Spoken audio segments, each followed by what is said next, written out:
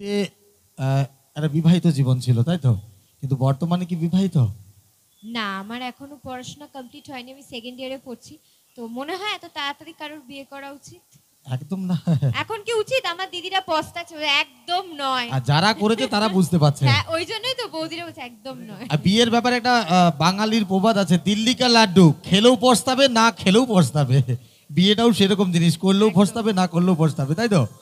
এটা বাস্তব কথা একদম। আর ম্যাডামকে অবশ্যই আমি জানবো, ম্যাডামও অভিনয় জগতে যখন রয়েছেন, আপনার প্রিয় অভিনেতা কে যদি একটু জানতে পারি আমরা। আমাদের সবারকার মনে একটা ক্রাশ থাকে, একটা ব্যাপার থাকে যে আমাদের এই অভিনেতাকে ভালো লাগে, এই অভিনেত্রীকে ভালো লাগে। তো আপনারা যদি জানতে পারি আমাদের প্রিয় অভিনেতা। আমার যিনি প্রিয় অভিনেতা, তিনি প্রায় বলতে গেলে পৃথিবীর 80% মানুষেরই প্রিয়। আর যাদের প্রিয় নয় তাদের সাথে আমি একদম রাগে কথা বলি না, এরকম আচ্ছা। ব্যাপার। তো সেটা হচ্ছে শাহরুখ খান। ও মানে মা আমি গো, পুরা পাগলের মতো দিলবালে দুলহানিয়া লে যাएंगे। একদম একদম আমি একদম just দুহাত প্রচন্ড প্রসারিত করে ভালোবাসি ওনাকে। একদম। আচ্ছা। আর শাহরুখ খান তো সবারই ফেভারিট হয়, কারণ বেশিরভাগ ইয়াং মেয়েদের ফেভারিট হয়। হ্যাঁ, আচ্ছা, একদম। আর বাংলা জগতে মানে বাংলা চলচ্চিত্রে কে হিরো?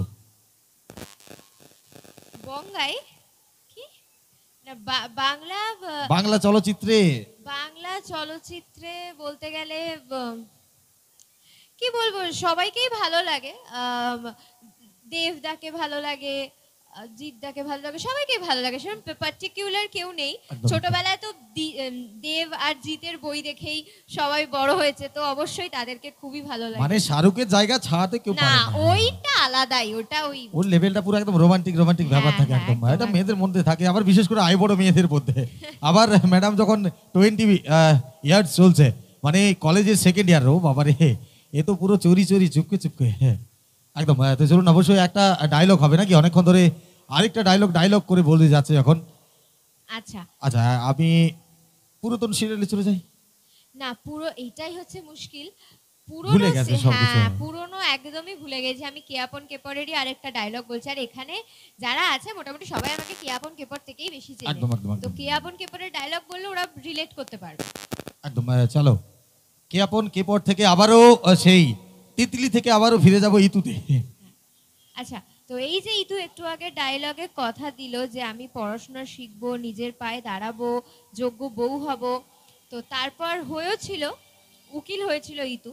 তো উকিল হওয়ার লড়াইটাও আবার কম ছিল না, কারণ নিজের যে ননদ ছিল কোয়েল দিদি, যে ওকে সব থেকে বেশি ভালোবাসতো, সে আবার চলে গেল ওর অপোজিটে। তো সেখানে কোয়েল দিদির সঙ্গে এবার ইতুর একটা ডায়লগ আমি তোমাদের বলে শোনাচ্ছি। এটা তুমি কি বলছো কোয়েল দিদি? তুমি কিনা জবা মার মেয়ে হয়ে বলছো তুমি ওই শয়তান লোকটার হয়ে কোর্টে গিয়ে কেস লড়বে? কোয়েল দিদি, ছোটবেলা থেকে তোমার সমস্ত অন্যায় আমি সবার থেকে লুকিয়ে এসেছি। তুমি যখন বাড়িতে মিথ্যা কথা বলে পার্টি করতে যেতে, আমি সবাইকে বলতাম তুমি পড়াশোনা করছো। তুমি কলেজ যেতে না, স্কুল যেতে না, ঘুরে বেড়াতে, আমি আমি কাউকে সেগুলো কোনোদিন বলিনি। আমি সবার কাছে সব সময় তোমাকে ভালো সাজিয়ে এসেছি কোয়েল দিদি। কিন্তু আজ তুমি যেটা করবে বলে ভাবছো, সেটাকে ছোটখাটো অন্যায় বলে না কোয়েল দিদি, সেটাকে পাপ বলে। তুমি জবাবার নিজের মেয়ে হয়ে কি করে এই অন্যায়টা করবে বলে ভাবছো কোয়েল দিদি? জবা মা যে কিনা নিজের সারা জীবন পড়াশোনা শিখেছে ওই গরিব মানুষগুলোর পাশে দাঁড়ানোর জন্য, তাদের মাথার ওপর ছাদ ফিরিয়ে দেওয়ার জন্য লড়াই করে, আর তুমি কিনা তার নিজের মেয়ে হয়ে বলছো তুমি সেই মানুষগুলোরই মাথার উপর থেকে ছাদ কেড়ে নিতে চাও। না কোয়েল দিদি, আজ আমি তোমাকে এত বড় অন্যায় কিছুতেই করতে দেব না। তাতে যদি আমাকে তুমি তোমার শত্রু মনে করো তবে আমার তাই সই। বেশ, তুমি আমার কথা শুনবে না তো শুনো না, তবে আমিও তোমাকে কথা দিচ্ছি কোয়েল দিদি, আজকের পর থেকে কোর্টে গিয়ে প্রতিটা কেসে তুমি আমার থেকে হারবে। ভাবছো তো এটা কিভাবে সম্ভব? ইতু তো পড়াশোনা জানে না। হ্যাঁ, জানে না, কিন্তু ওই যে ইতুর জবাবা কি বলেছে, মানুষ চাইলে সবকিছু করতে পারে। আর আজ যখন আমার নিজের বাড়ির লোক গরিব মানুষগুলোর মাথার উপর থেকে ছাদ কেড়ে নিতে চাইছে, আমি তখন চুপচাপ ঘরে বসে থাকবো না। আমি পড়াশোনা শিখবো, উকিল হব, আর প্রত্যেকটা কেসে তোমাকে আমি হারাবো করে দিদি। ওই যে তোমরা ইংরেজিতে কি বলো না, চ্যালেঞ্জ।